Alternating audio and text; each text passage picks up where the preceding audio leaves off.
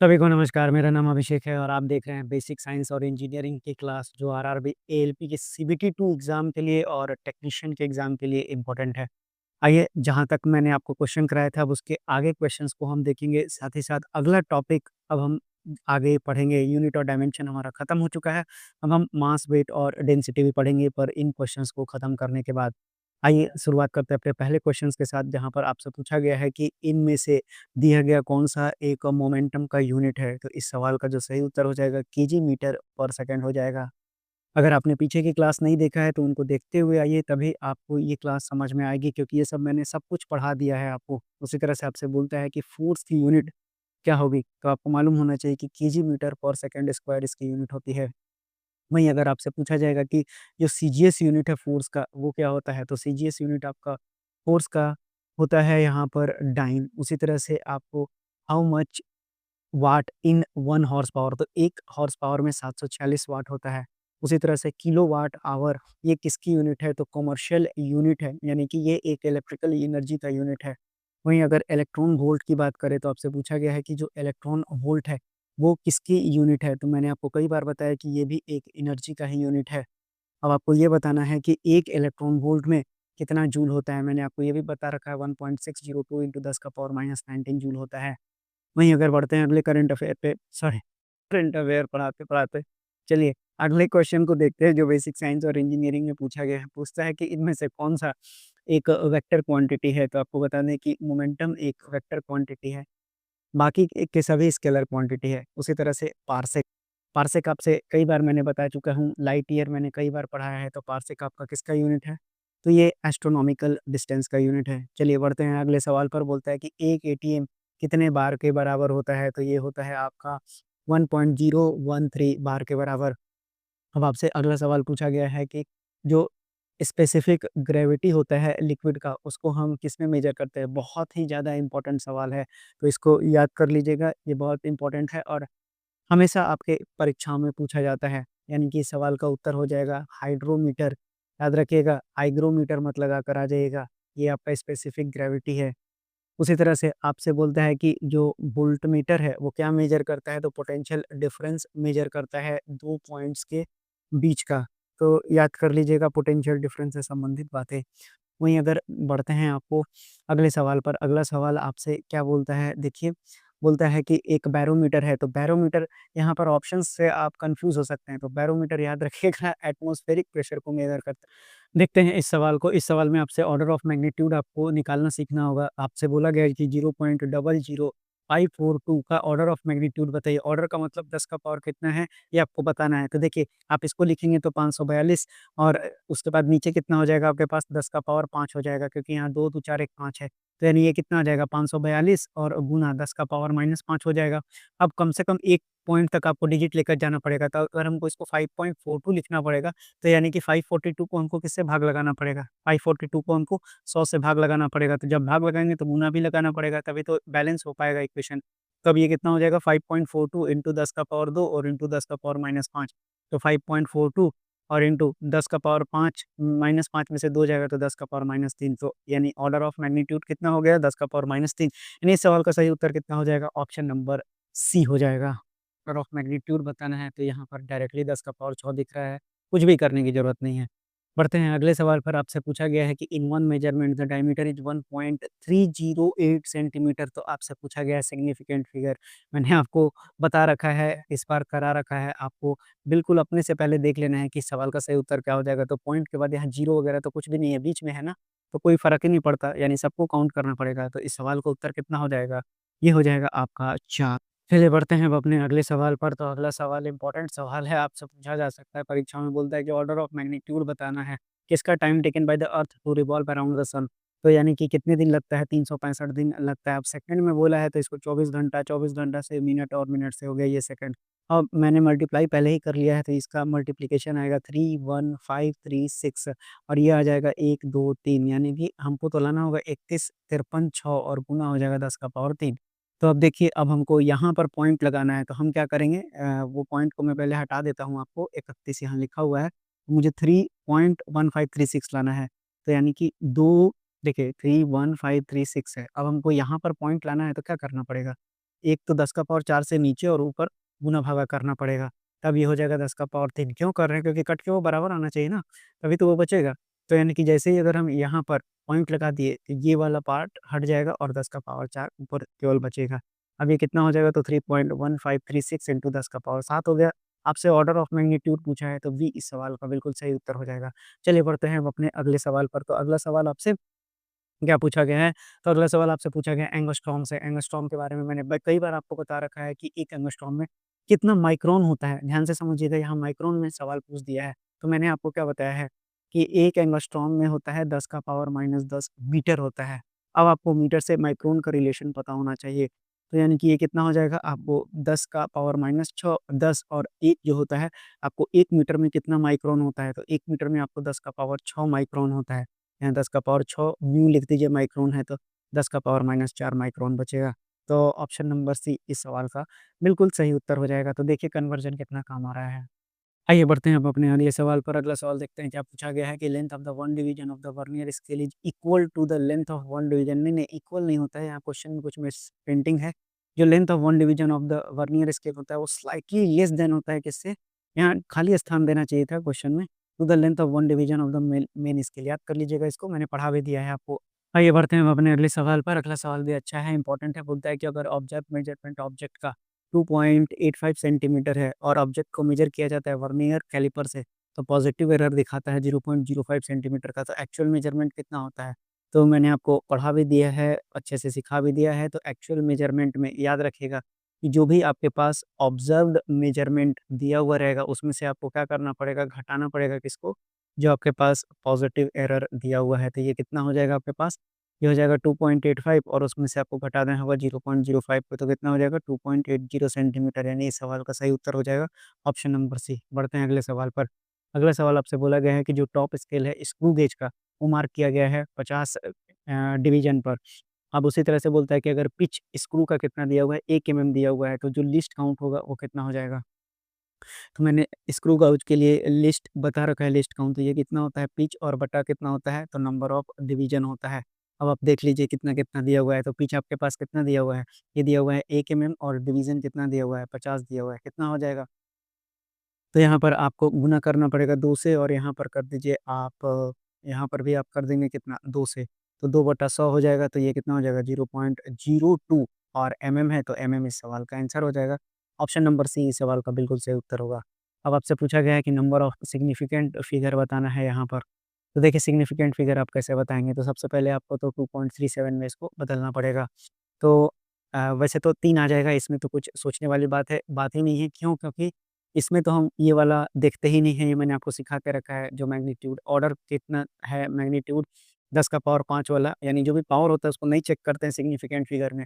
और मैंने बताया है कि अगर 0.000237 है, तो जो नंबर है उससे पहले के जो डिजिट होते हैं, उनको भी हमको देखने की ज़रूरत नहीं है अगर वो 0 है तो। इसलिए इस सवाल का भी उत्तर क्या हो जाएगा? ऑप्शन नंबर सी हो जाएगा। क्योंकि उतना करने की आपको ज़रूरत नहीं कि आप 2.37 लेकर जाइए और दुनिया-दुनिया कीजिए। सीधा-सीधा 3 आपको मैंने रूल सिखा रखा है, रूल को फ़ॉलो कीजिए। अब उसी तरह से आपसे पूछा गया है अगला सवाल बोलता है कि 1 माइक्रोन कितना होता है? तो 1 माइक्रोन से आपसे क्या पूछा गया है? तो ये आपसे पूछा गया है कि कितना एमएम होता है? तो मैंने अभी आपको थोड़ी देर पहले बताया कि आपको कन्वर्जन आना चाहिए, जैसे कि आपको मालूम होना चाहिए कि जैसे 1 माइक्रोन में कितना मीटर होता है, तो 1 माइक्रोन में आपको 10 का पावर माइनस 6 मीटर होता है।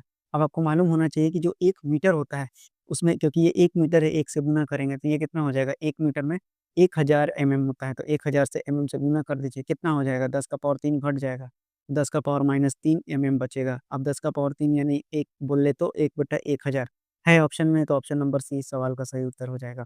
चलिए एक नैनो होता है, नैनो कहाँ से चालू हो रहा है? तो नैनो आपका एन से चालू हो रहा है। एन में अगर अंग्रेजी डिजिट को देखिएगा तो कितना होता है?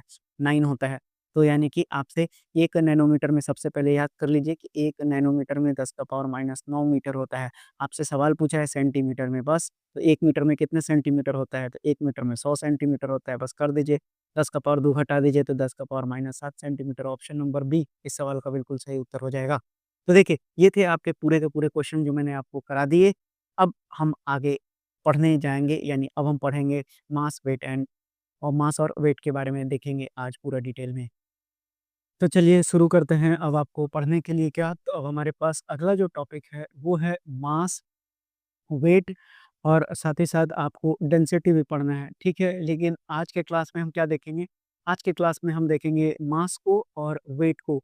तो चलिए पढ़ना चालू करते हैं। देखिए, सबसे पहले आपको मालूम होना चाहिए कि मास होता क्या है? तो सिंपल अगर हम मास की बात करें तो ये मास वन मैन आर्मी नहीं है। अब ये क्या है? तो मास जो होता है आपका क्या है ये? तो सिंपल सा अगर आप डेफिनेशन लिखना चाहें, तो ये क्या है? तो जितना भी अमाउंट ऑफ सब्सटेंस है, कहाँ पर? किसी बॉडी में, यही आपका क्या कहलाता है? मास कहलाता है। अब अगर बात करें तो मास कैसा क्वांटिटी है? तो मास एक स्केलर क्वांटिटी है। और अगर बात करें कि इसकी जो एसआई यूनिट होती है, तो एसआई यूनिट आप सभी को मालूम होना चाहिए कि ये क्या होता है? केजी होना चाहिए।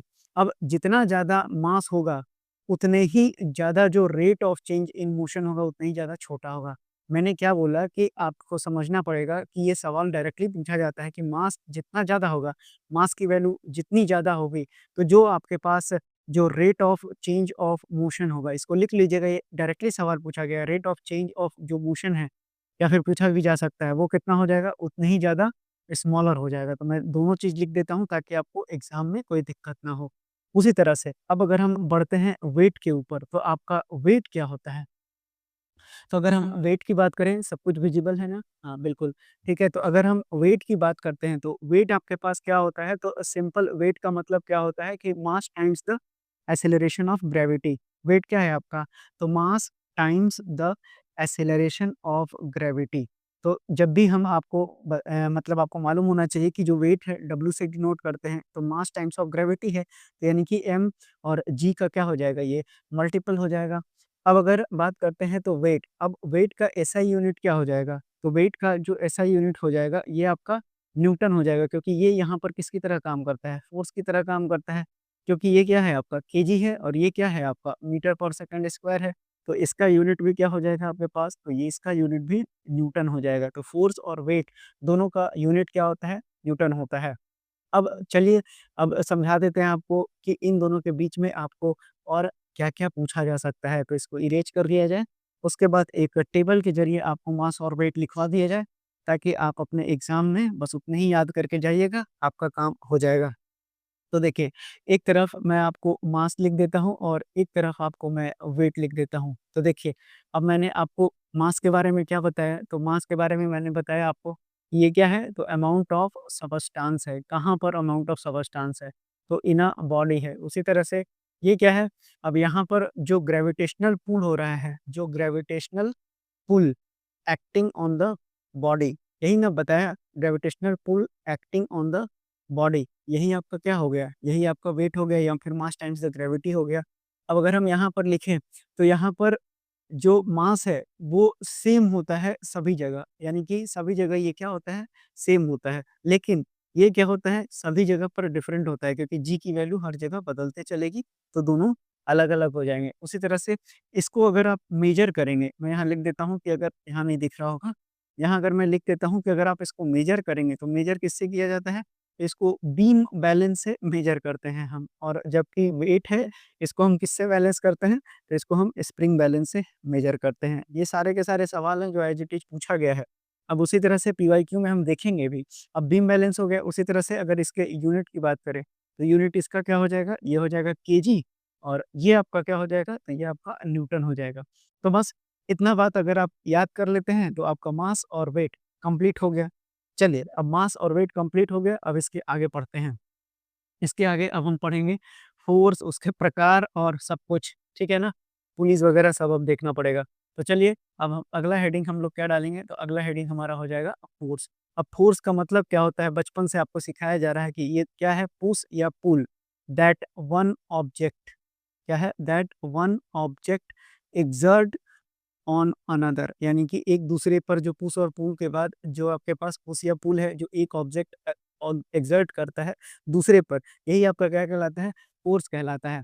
अब फोर्स का मतलब और क्या होता है कि एक डाइन, ध्यान से समझिएगा कि जो एक डाइन है, वो कितना फोर्स होता है?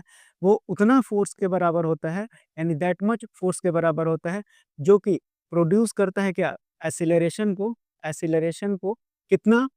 ऑफ 1 सेंटीमीटर स्क्वायर पर नहीं 1 सेंटीमीटर पर सेकंड स्क्वायर कर लीजिएगा, 1 सेंटीमीटर पर second square in a mass of 1 ग्राम। तो ये आपका क्या हो गया? ये आपका डाइन है, जो कि डायरेक्टली सवाल आपसे पूछा जाता है। तो फोर्स का जो डाइन है वो कैसा यूनिट है? ये आपका सीजीएस यूनिट है, आपको सब कुछ हम पढ़ा चुके हैं। तो यानी कि जो एक डाइन हो गया, ये आपके पास क्या हो गया?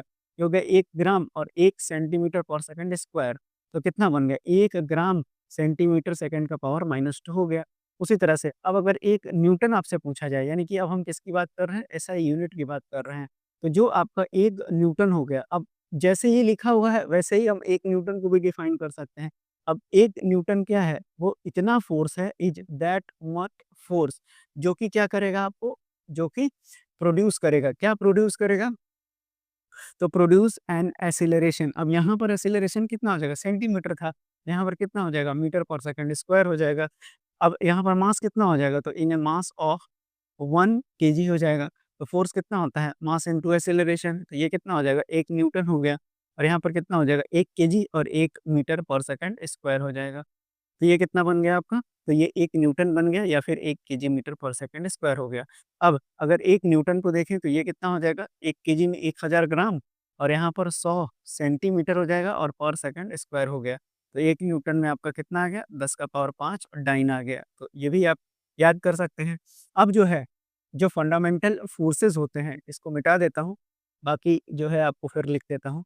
अब जो है आपके फंडामेंटल जो फोर्सेज़ होते हैं, वो कितने प्रकार के होते हैं? तो ये 4 प्रकार के होते हैं नेचर के दृष्टिकोण से। क्या बोला मैंने? मैंने ये बोला कि आपके पास 4 फंडामेंटल फोर्सेस होते हैं दरअसल। अब उनका नाम भी आपको मालूम होना चाहिए। तो 4 फंडामेंटल फोर्सेस इन नेचर हो गया। तो अब ये चारों का नाम याद कर लीजिएगा कौन-कौन सा है, आपने बचपन से पढ़ते हुए आ रहे हैं। तो ग्रेविटेशनल फ़ोर्स हो गया, दूसरा आपका हो गया इलेक्ट्रोमैग्नेटिक फ़ोर्स हो गया ये, उसी तरह से जो तीसरा हो गया आपके पास स्ट्रॉन्ग न्यूक्लियर फ़ोर्स हो गया आपके पास और आपके पास एक और क्या हो जाएगा चौथा वीक फ़ोर्स हो गया। तो आपसे एग्ज़ाम में क्या पूछा जाएगा जो मुझे बताना था, तो आपको एग्ज़ाम में मुझे बताने के लिए आपसे पूछा जाएगा कि जो सबसे स्ट्रॉन्गेस्ट फ़ोर्स है वो कौन-सा है और जो सबसे वीकेस्ट फ़ोर्स है वो कौन-सा है। तो याद कर लीजिएगा कि जो सबसे वीकेस्ट है इसका नाम क्या है? तो ये आपका ग्रेविटेशनल फ़ोर्स है। हमेशा हर बार सवाल ये पूछा जाएगा आपसे और उसी तरह से आपसे पूछा जाएगा कि जो सबसे स्ट्रॉन्गेस्ट है, तो स्ट्रॉन्गेस्ट फ़ोर्स कौन-सा है? तो आपका जो न्यूक्लियर फ़ोर्स होगा, वो आपका सबसे ज़्यादा स्ट्रॉन्गेस्ट फ़ोर्स होगा। तो इतनी बातें अभी याद कर लीजिएगा। अब आइए बढ़ते हैं, थोड़ा-सा आज और पढ़ लेते हैं, उसके बाद इस क्लास को ख़त्म करेंगे। तो अब हम देखेंगे क्या टाइप्स ऑफ जो फ़ोर्सेज़ होते हैं, अब वो कितने होते हैं। तो देखिए टाइप्स ऑफ फ़ोर्सेज़ की बात करेंगे तो मैक्रोस्कोपिक पर अलग हो जाएगा, लेकिन उतना उस तरह से डेप्थ में यहाँ पढ़ने की ज़रूरत नहीं है। मैं सीधा-सीधा एग्ज़ाम फ़ोकस्ड ओरिएंटेड उसी तरह से पढ़ाते हुए चल रहा हूँ, क्योंकि डेप्थ में हम लोगों को रिसर्च नहीं करना है। तो अगर हम टाइप्स ऑफ फोर्सेस की बात करें, तो सबसे पहले आपको याद रखना है कि कौन-सा फोर्स होता है। तो एक याद रखना है फील्ड फोर्स या फिर इसको रेंज फोर्स के भी नाम से जाना जाता है। अब इसके अंतर्गत कौन-कौन से आ जाएँगे, तो आपको यहाँ पर एग्ज़ाम्पल बताना है। अब ऐसा फोर्सेस होता है जहाँ पर 2 ऑब्जेक्ट के बीच में जो कॉन्टैक्ट है, वो नेसेसरी नहीं है। यानी कि कॉन्टैक्ट की बात करें, आपस में जो कॉन्टैक्ट होगा, वो यहाँ पर नेसेसरी नहीं होता। तो अब ऐसे आपको बहुत सारे एग्ज़ाम्पल दिमाग में आ गए होंगे। इनमें से जो मुख्य था आपको याद रखना है, वो कौन-सा है आपको, तो ये आपका ग्रेविटेशनल हो गया और दूसरा जो इलेक्ट्रोस्टैटिक है, ये आपको याद कर लेना है।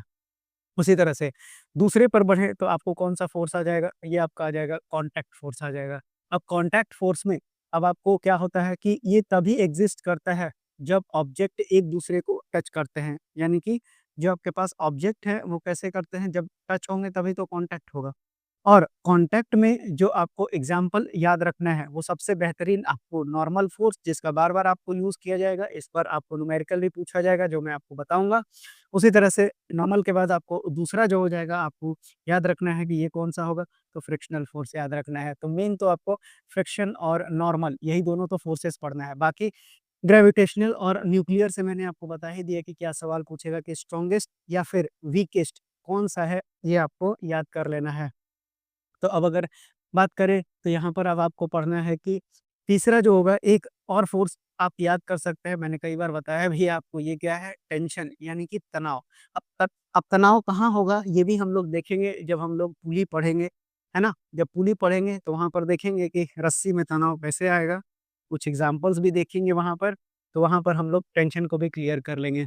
अब अगर बात करें तो अगला जो आपका फ़ोर्स है, तो यहाँ पर थोड़ा-सा मैं फ्रिक्शन को समझाते हुए आज की क्लास को ख़त्म करता हूँ, कि फ्रिक्शन का मतलब क्या होता है? तो फ्रिक्शन कब होता है? जब आपस में कॉन्टैक्ट होता है, तो 2 ऑब्जेक्ट, अगर एक ऑब्जेक्ट मोशन में है, ज़रूरी नहीं है कि फ्रिक्शन मोशन में हो तभी लगेगा, स्टैटिक फ्रिक्शन भी हम पढ़ाएँगे अगली क्लास में। और काइनेटिक फ्रिक्शन जब, तो सिंपल अभी फ्रिक्शन की परिभाषा क्या बता रहे हैं कि फ्रिक्शन क्या होता है कि जब भी कोई भी चीज़ 2 कॉन्टैक्ट में आती हैं, तो जब एक मोशन में है तो उसके अगेंस्ट जो लगने वाला फ़ोर्स होता है, उसी को हम लोग क्या बोलते हैं? आसान भाषा में फ्रिक्शनल फ़ोर्स बोलते हैं। तो आज की क्लास यहीं तक रखते हैं, अब अगली क्लास मिलते हैं आपको अगली क्लास में। कोई भी डाउट हो या फिर कोई भी सजेशन हो तो आप कमेंट बॉक्स में बिल्कुल लिख सकते हैं।